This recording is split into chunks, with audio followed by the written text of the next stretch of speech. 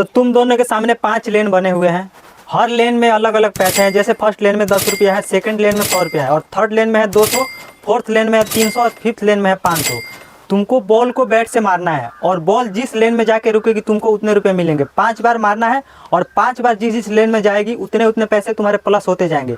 जिसका ज़्यादा पैसा बनेगा उसको सारे पैसे मिल जाएंगे। तो क्या तुम दोनों तैयार हो? यस, रेडी है हम दोनों। चलो फिर गेम को स्टार्ट करो।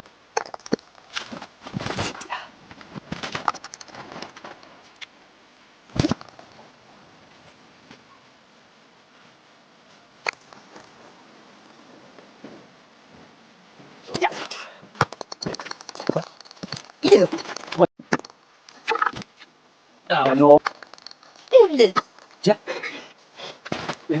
सही बोल।